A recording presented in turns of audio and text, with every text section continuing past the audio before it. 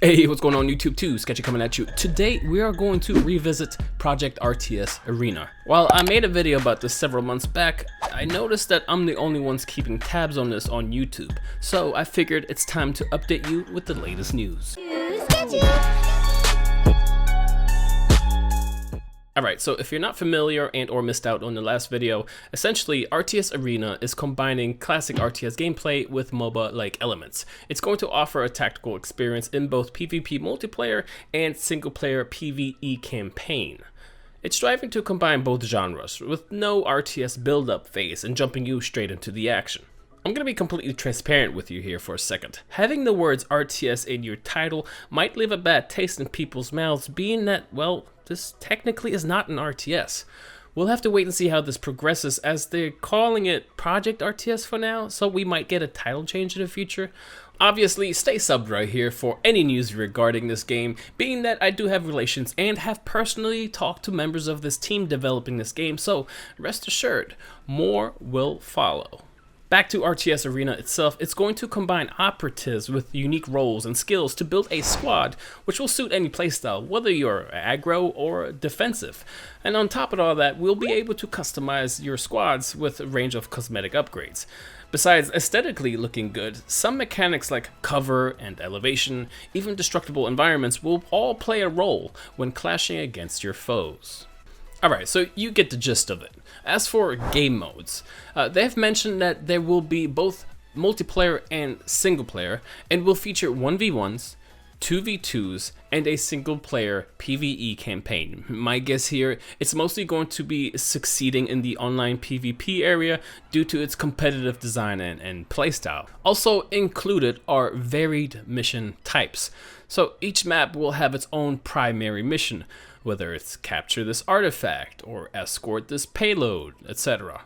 And a range of secondary objectives, like capture these resource nodes or control this points. So hearing that there will be different maps and different modes, I think is what's going to make this game very interesting. And during my chat with them, while I'm not allowed to show or talk much about it, I can say that there are more ways than one to be able to win this game, even if you're behind. So get ready for some big outplays. Alright, let's talk about the characters of this game.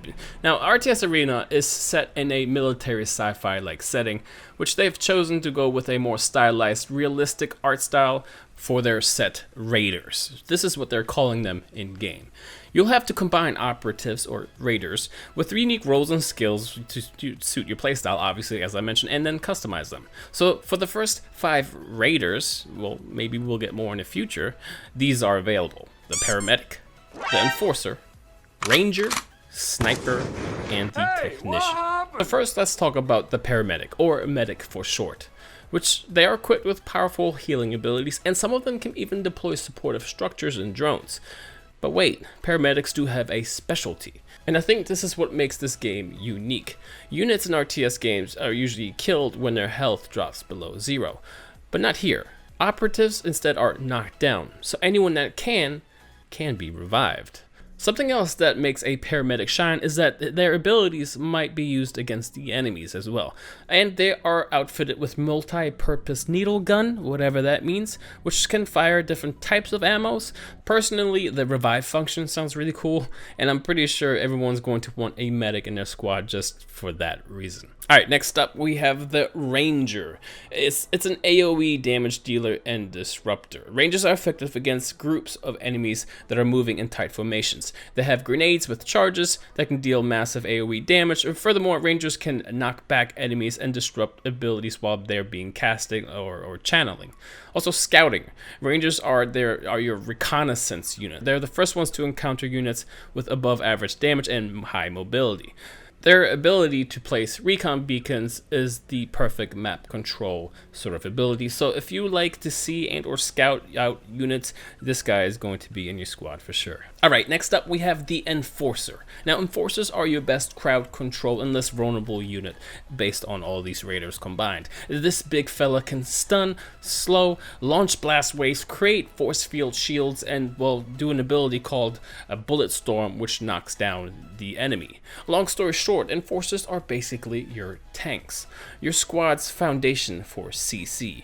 You're going to have to hit them hard and pin them down, because this raider will be an indispensable part of the classic squad build because of high health, good damage, and abilities to stun enemies and also protect them. Unless you're running some sort of crazy cheese composition like pure damage with like 2 rangers and whatever, I can see the meta shifting depending on favorable squads, whether with or without a tank. Alright, next up we're going to be talking about the snipers. Now, snipers are effective damage dealers in long-range combat and suit greatly for covert ops. They are your perfect harassment unit type who evolve into deadly killers in the late game. Place them on the high ground, deal massive damage to a single target, and quickly retreat before they're able to reach you. This raider does utilize something called a pulse rifle, a long-range, slowly reloading, and heavy-hitting weapon. They're able to cloak and quickly turn invisible. Also, snipers do bonus damage if they hit the same target over and over again. Also, once you do have the enemy wounded and or bleeding, you can use what is called a charged shot to finish them off. I personally love sniper classes. I always pick sniper classes when I play video games, and you better believe I'll be picking one up for my squad for sure. Last but not least, the technician. Now, I don't have any data for this guy now, other than speculation. I'm thinking that it's going to be probably focused on something more utility-based, skills that will revolve around boosting your squad, or even maybe even structures for attack or defense turrets. That's just my guess. I've been lurking on both their Facebook and Twitter accounts, and I can say, even though it's early in its development stage, I'm actually very excited for this. However, once I know more, you will too. So stay tuned. Alright, let's talk about their environment for a second. So as you might know, in RTS and or MOBA games, it's vital to distinguish different types of units on the battleground so that the player can clearly understand where their units can or cannot go on the map. Players should be able to identify areas on the maps which can give them the advantage, whether it's a high ground point or control points, maybe even cover, etc. And of course, places where some important stuff is going to happen needs to be highlighted somehow. And all this will be included in RTS Arena, which takes place on a planet far, far away. I mentioned in the last video that the environment and design approach reminded me of Destiny, with this interesting filigree, glowing ground with emissive energy and overall sci-fi looking feeling.